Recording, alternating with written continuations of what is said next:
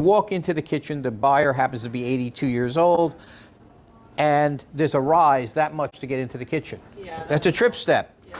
Now we're ripping the entire floor out, taking every cabinet, right? Rearranging everything.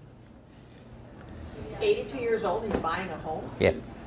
Wow. Yeah. The downsize? No, he's living, it doesn't matter. He's living in an apartment right now, and he wants a home next to his daughter. God bless him. You know, and he's very vital. He's very, he gets around, vibrant.